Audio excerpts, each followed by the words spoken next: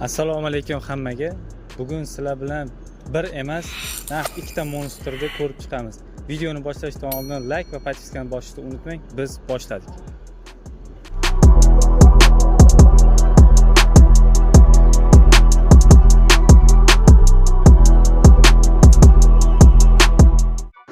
Zumrion PL 2304 traktor. Kelinglar, birinchi navbatda traktorimizni dizaynini ko'rib chiqamiz. Traktorimizni umumiy ko'rinishi, ranglar uyg'unligi, Zumrion yozuvli logotip, traktorimizni tungi yoritish old chiroqlari, tepa tom chiroqlari, miltillovchi chiroqlar, orqa stop chiroqlari, kriloga o'rnatilgan orqa naveskani tushirib ko'tarish knopkalari ham joylashuvi traktorning dizaynini ancha ochib beradi.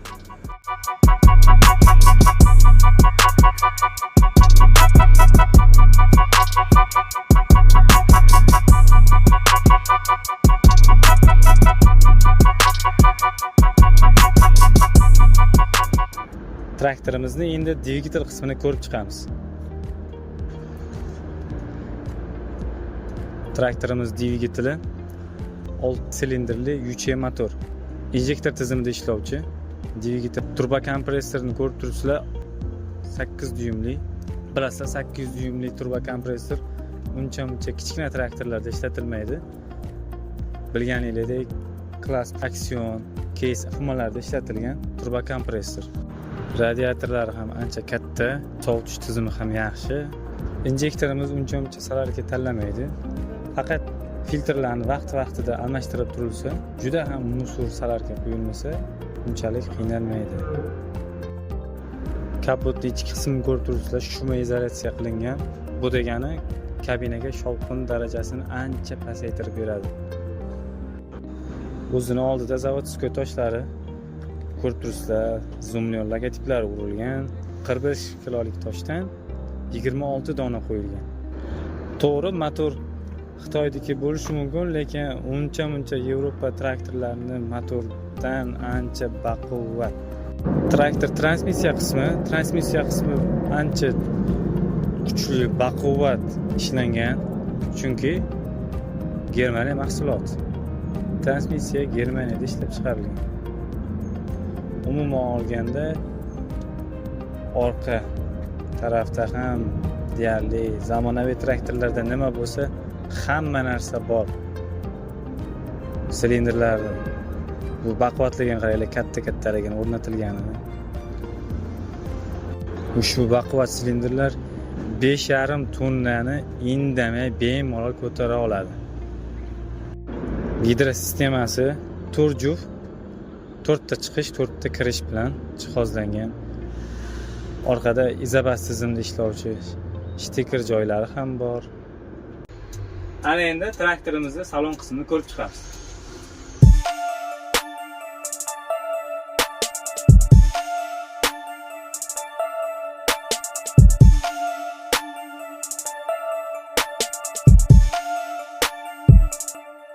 Mana tablosi.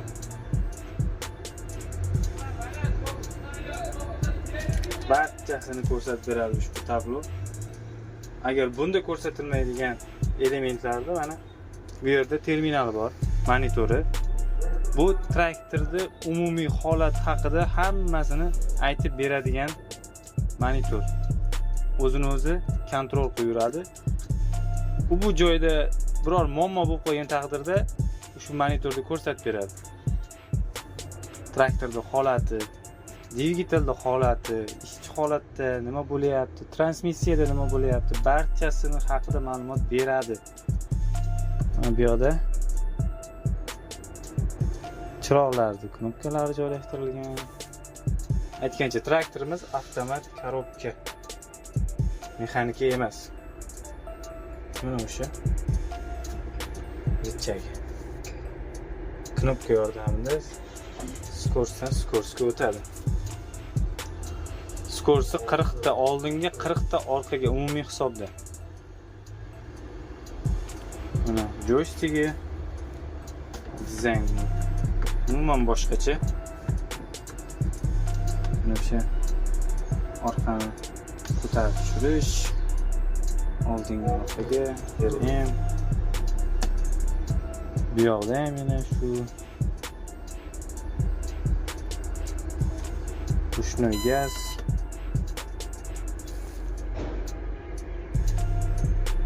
deflektorlar, konditsionerniki, magnitofoni, konditsioner o'rnatilgan. Yoningizda sherigingiz uchun qo'shimcha joy. Xullas, nima bo'lsa barchasi bor. Hozirgi yangi traktorlarda nima o'rnatilayotgan bo'lsa, hamma narsa bu traktorda ham bor. Bitta plyus tarafini aytib qo'yishim kerak, ya'ni traktor qo'shimcha agar siz yo'lda ketayotgan vaqtingizda umuman olganda qanaqadir balandlik yo pastlik, umuman traktorga nagruska to'ldirib qoladigan payt bo'lganda skoroskga o'zi sekin avtomatik bitta pastlatadi. O'zi torta oladigan darajaga keltiradi tezlikni. Ya'ni siz qo'ygan 10 skoroskga qo'ygan bo'lsangiz, o'sha tezlikda borib va nagruskaga tushib bu soat olib turmaydi. U o'zi keyingisiga sekin tushib o'ziga kerakli tezlikka tushirib olib, harakatlanishni davom ettiraveradi. Ana shu atrof ko'rinishi.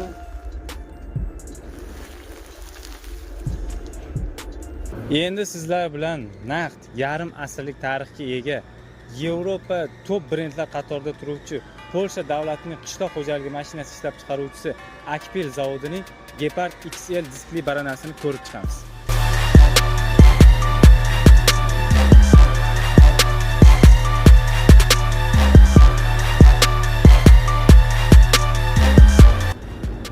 Birinchi ko'zga tashlanadigan narsasi bu uning asosi, bu ramasi. Rama bu Shvetsariya quyoshlarida toblangan po'latdan yasalgan, ancha mustahkam. Ramaga o'rnatilgan silindrlar ham bu Italiya davlatida ishlab chiqarilgan silindr. Ancha mustahkam, juda ko'p vaqtga ketadigan ishlash mexanizmi, ancha yaxshi silindr. Diskning asosi va rama bilan birga ushlab turuvchi ushbu rezina juda baquvvat, ancha vibratsiyani yutadigan qilib ishlangan. Diskning o'zi ham ancha mustahkam. Ko'rishingiz mumkin. Materiali ancha baquvvat. Stali ancha qattig'idan ishlatilgan diskning.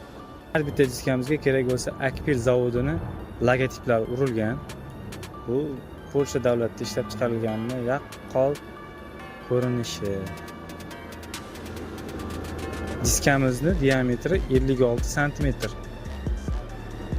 Stupitsasini to'xtalamiz. Stupitsiya, yaxshilangan stupitsiya bu xizmat ko'rsatilmaydigan stupitsiya turiga kiradi. Ya'ni ichida o'sha yog'lanib yopilgan bu. Siz yana ishlatib bo'lganingizdan keyin buni yog'lab ishlatmaysiz.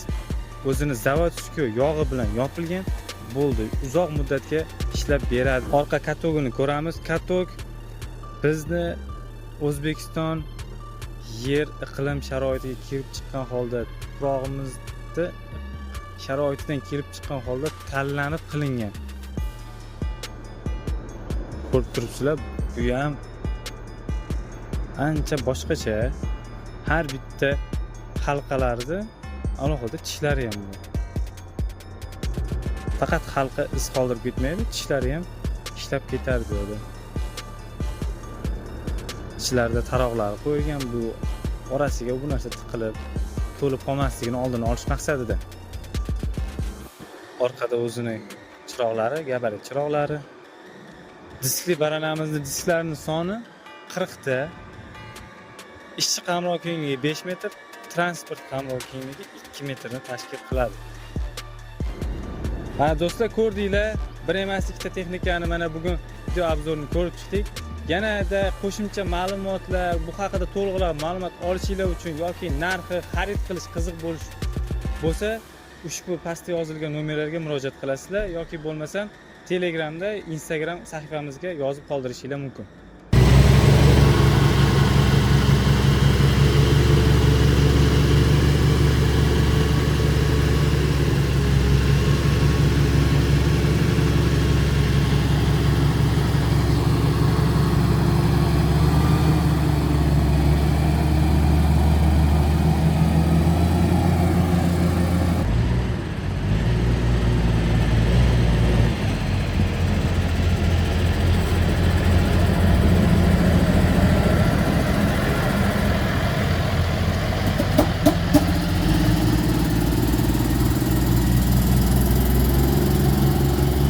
Mana buni bosasiz, qarang, o'tirgan holatda.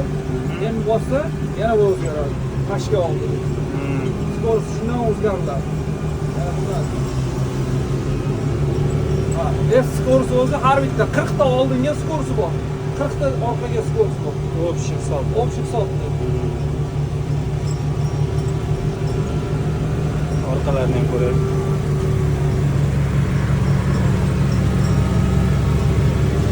Воздушный.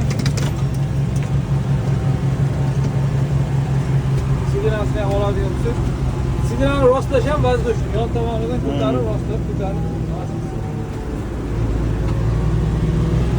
Oldinga orqaga o'ynaydi.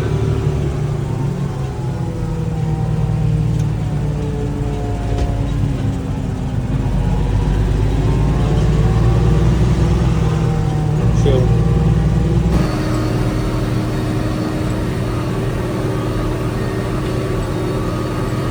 Tezligi nechiga? 40 ga chiqadi. 40 gacha.